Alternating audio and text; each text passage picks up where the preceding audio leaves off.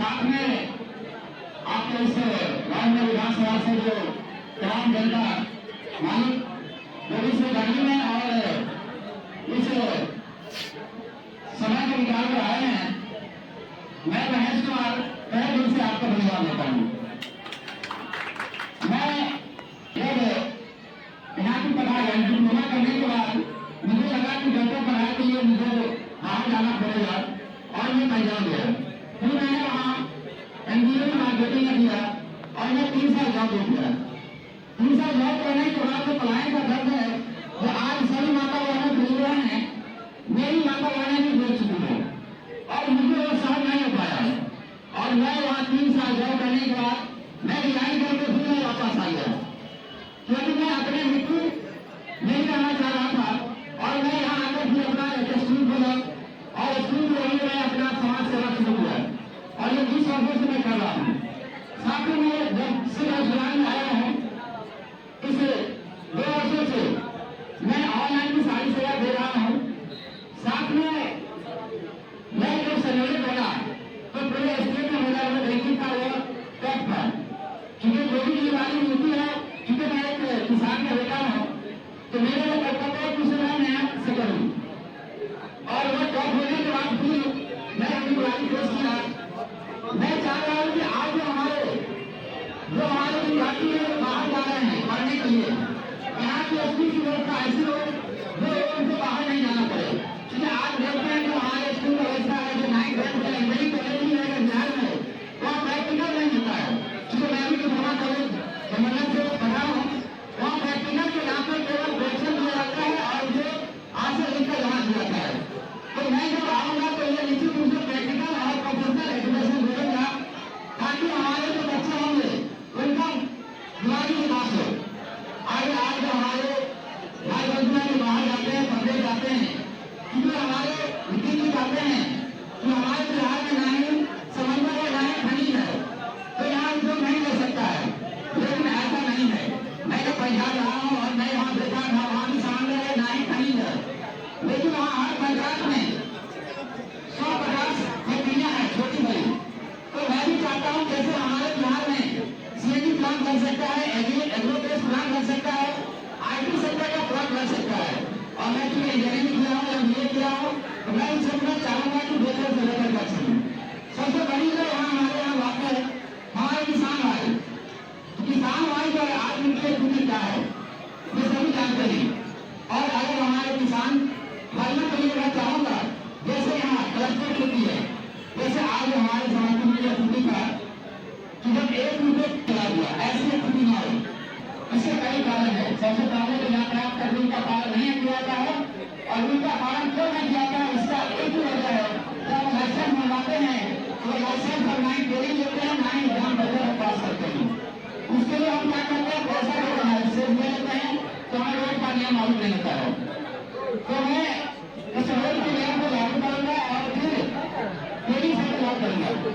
साथ में हमारे जो भाई हैं, मैं उनके लिए और भी बहुत सारी योजनाएं, मुझे समय कम है तो मैं चाहता हूँ कि और भी उनका मौका दूँ। और मैं एक युवा हूँ और एक पढ़ा लिखा हूँ, तो अगर आप हम लोग विश्वास करते हैं, हमें अगर लाते हैं इस विधानसभा में, तो मैं अपनी पूरी ईमानदारी के साथ मेहनत करूँगा और जो यशपाल या प्रशांत जी का जो निर्णय होगा मैं उसको अपनी पूरी ईमानदारी और सत्यनिष्ठा के साथ पालन करूँगा। जय बिहार, जय जय बिहार। आज की जो प्राथमिक एवं संस्थापक सदस्य की बैठक थी, ये बैठक किस उद्देश्य से रखी गई थी?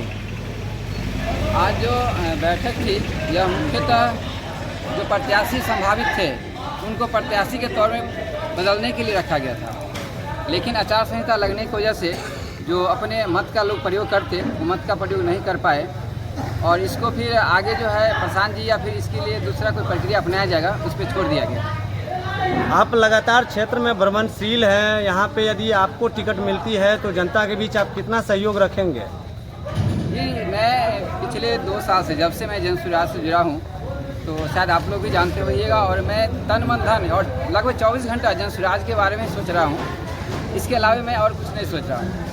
और अगर हम पे यहाँ के लोग विश्वास करते हैं, अगर हमें टिकट मिल जाती है या फिर हमें वो विधायक बनाते हैं, तो चूँकि मैं बिहार से लेकर और लगभग 4-5 स्टेट में रह चुका हूँ और मैं वहाँ जॉब भी कर चुका हूँ, मैं वहाँ की परिस्थिति देख चुका हूँ।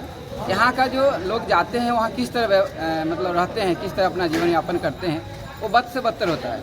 क्योंकि मैं तो एक मैनेजमेंट कोर्स करके गया था और मैनेजर था, तो मेरे लिए तो सारा सुविधा था, लेकिन बाकी जो है यहाँ से जो मजदूर के रूप में काम करते हैं वो लोग अभी भी 14 लोग 15 लोग एक कमरे में रहते हैं, जहाँ कि हम लोग जाके वहाँ पे गए तो हमें दम घुटने लगा।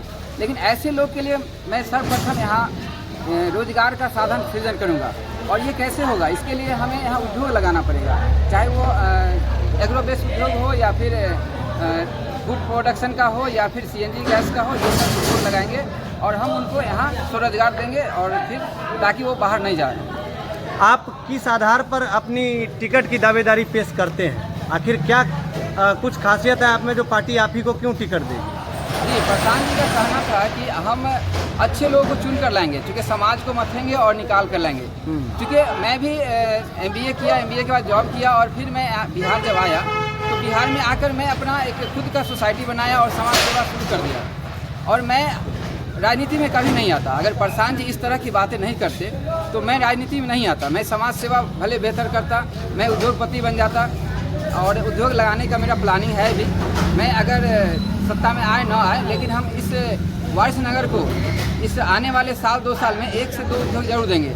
मेरा सबसे पहला प्लानिंग है CNG प्लांट का, और मैं अपने स्तर से हो या चाहे अपने सहयोगियों से मिलकर मैं करूँगा। और चूँकि यहाँ और कोई ऑप्शन नहीं है, सरकारी रोजगार भी नहीं हो सकता है, एक उद्योग धंधा ही यहाँ का मुख्य रूप है जिससे हो सकता है। और मैं चाहूँगा कि जो कृषि है, कृषि को भी उद्योग के रूप में लोग प्रयोग करें। जो किसान जो भाई आज हैं उनके साथ ये है कि वो किसान बहुत मतलब काम 24 घंटा करते हैं, लेकिन वो अपना हिसाब नहीं करते हैं कि हमने कितना लगाया और कितना पाया। तो मैं उन्हें उद्योग के रूप में परिवर्तन करने का प्रयास करूँगा। कृषि, रोजगार और पलायन क्षेत्र में आप पहले से प्लानिंग सेट कर रखे हैं क्या, जो आप आइएगा तो इस तरह का काम कीजिएगा? बिल्कुल सर, मैं इसमें बहुत सारा काम कर चुका हूँ। मैं वर्मी कंपोस्ट कई जगह लगा भी चुका हूँ, आप मेरे पीछे वीडियो देखे होंगे। और मैं आज भी, जैसे मैं नवाड़ से भी जुड़ा हूँ, नवाड़ द्वारा मैंने कई जगह ट्रेनिंग लिया है, बोलपुर, लखनऊ वगैरह कई जगह, जहाँ की मैं कृषि और लाइवलीहुड जैसे सतत जीवन यापन कैसे किया जाए, इसके लिए बहुत सारा मैं ट्रेनिंग लिया हूँ। मैं अभी भी कोशिश करता हूँ जहाँ भी कोई ट्रेनिंग हो, कोई ऐसा सरकार द्वारा हो या प्राइवेट संस्था द्वारा, मैं ट्रेनिंग लेता हूँ, ताकि अभी भी मुझे सीखने का बहुत जिज्ञासा है। और कृषि के क्षेत्र, चूँकि मैं एक किसान फैमिली से बिलोंग करता हूँ, मैं अपने पिताजी का स्थिति देख चुका हूँ। चूँकि मैं जब AIT पर निकाला था, उस टाइम कुछ पैसे लगते थे, लेकिन हमारे पिताजी किसान थे। उन्होंने बोला कि नहीं, तुमको अब नहीं पढ़ना है, लेकिन मैं उनके विरोध जाकर फिर मैंने डिप्लोमा किया, फिर आगे MBA तक मैंने अपना कोर्स पूरा किया और फिर मैंने जॉब किया। तो ये निश्चित रूप से हो सकता है। अंत में आप अपने क्षेत्र की जनता को क्या संदेश देना चाहेंगे?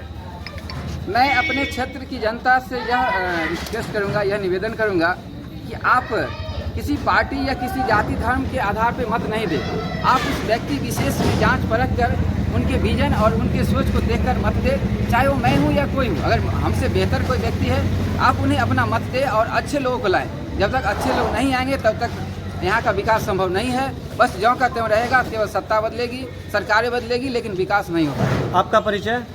मेरा नाम महेश कुमार है, मैं कुसैया ग्राम का निवासी हूँ और मैं अभी तत्काल में कैरियर पब्लिक स्कूल का डायरेक्टर हूँ और कैरियर एजुकेशन एंड डेवलपमेंट का मैं सचिव हूँ। धन्यवाद।